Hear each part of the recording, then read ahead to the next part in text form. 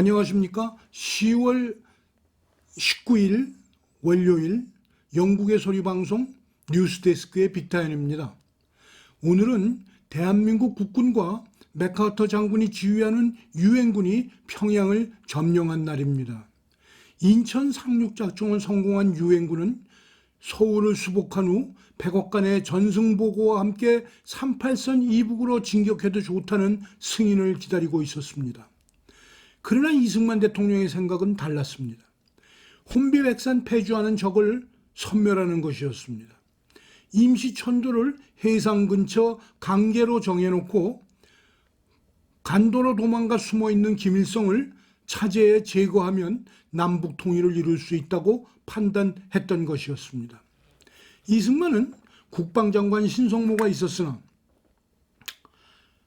그의 언행을 믿을 수가 없었고 6.25 발발 시에는 일본군 사관학교 출신이던 최병덕 참모총장이 있었지만 일본군에서 전투 경험이 없던 사람이어서 전쟁이 발발하자 한강 다리를 예고 없이 폭파했다는 비난을 받게 되자 신성모에 의해 좌천되어 있었기 때문에 사실상 참모총장이 없는 상태에서 인천 상륙작전은 이루어졌었습니다.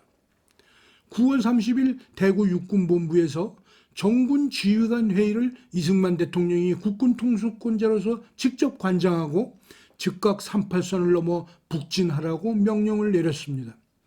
대통령명에 따라 10월 1일 강릉 지역에 있던 육군 3사단이 최초로 38선을 넘어 북진을 감행했고 이어서 서부전선에서는 백선엽 장군의 1사단이 개성으로 진격하였습니다. 백악관 결의를 기다리는 유엔군은 당황했습니다. 그들의 임무는 38선 이북으로 인민군을 쫓아내는 것이었지 북진 명령은 없었기 때문이었습니다. 트루만은 원칙론자였습니다. 유엔의 약속을 어긴 북한이 그를 화나게 한 것이었지 공산주의자가 밉거나 대한민국 국민이 불쌍해서가 아니었습니다.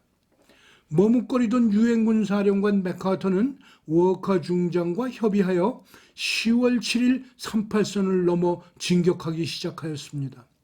육군은 개성을 점령하고 인삼밭에 인삼을 캐서 도라지 나무를 부식으로 만들어 먹고 진격을 준비하고 있을 때였습니다.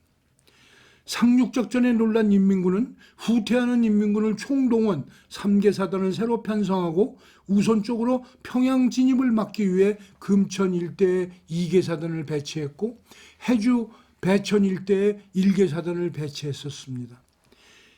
인천에서 놀란 북괴는 원산항에 3,000개의 기뢰를 설치하기도 했었죠. 메가더가 편성한 공격부대는 미 육군, 미 해병대, 공군 등 2만 5천의 병력이었습니다. 미 1군단은 북한군 2개사단이 방어하고 있는 금천을 공격하기 시작했습니다. 마지막 발악하는 인민군과 그들이 설치해놓은 지뢰로 공격은 지지부진했습니다.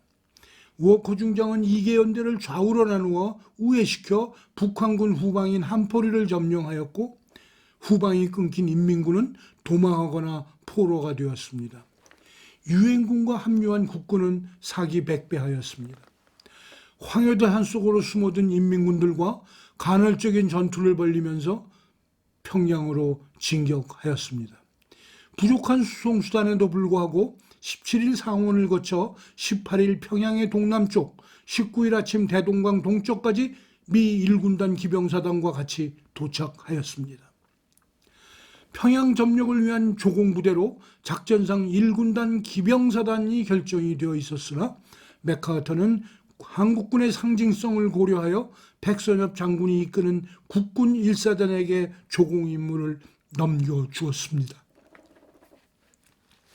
마침내 70년 전 오늘 아침 11시 국군 1사단 12연대가 대동교 동쪽 10m 지점에 있는 선교리로 진출하였습니다. 이어서 11연대는 오후 2시쯤 동평양의 미림 비행장을 점령함으로써 6.25 역사에 국군이 평양을 처음으로 접수한 것으로 기록에 남게 되었던 감격의 날이기도 합니다. 열흘 후 이승만 대통령이 비행기를 타고 평양 미림비행장에 내려는 기초 작업을 완수한 날이기도 하였습니다. 이 시각 도주하던 북괴군은 대동강 인도교와 복선 철교를 폭파함으로써 유엔군의 진격을 많이 늦추었지만 대동강에서 어릴 적 헤엄치며 자라난 백선엽 장군에게는 전혀 방해가 되지 아니하였습니다.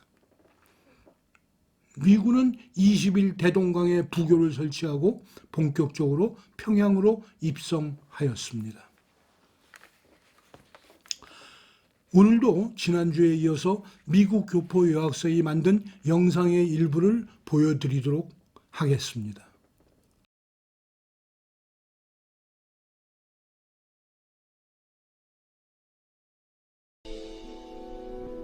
부정선거까지 저지르면서 정권을 차지하여 현재 제21대 국회가 통과시키려는 법안 중 하나가 차별금지법입니다.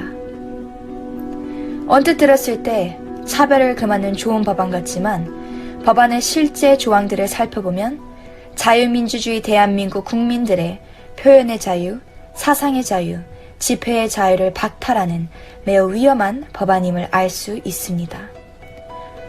포괄적 차별금지법의 제2조 2항과 3항을 구체적으로 살펴보면 동성애에 대한 일체의 부정적 평가나 반대가 금지되어 처벌받고 또 개인이 선택하는 남성, 여성 외에 분류할 수 없는 제3의 성에 대한 반대도 금지되어 처벌받을 뿐만 아니라 더 나아가 종교, 사상 등이 포함되므로 기독교의 유일성, 예수만이 구세주를 주장할 수 없고 이단 사이비 종교, 이슬람교의 극단주의적 부분과 공산주의, 주체사상 등에 대한 그 어떤 비판이나 반대 등도 금지되어 처벌받게 되는 역차별 법안이라 해도 과언이 아닙니다. 저의 이와 같은 발언도 감옥행인 거죠.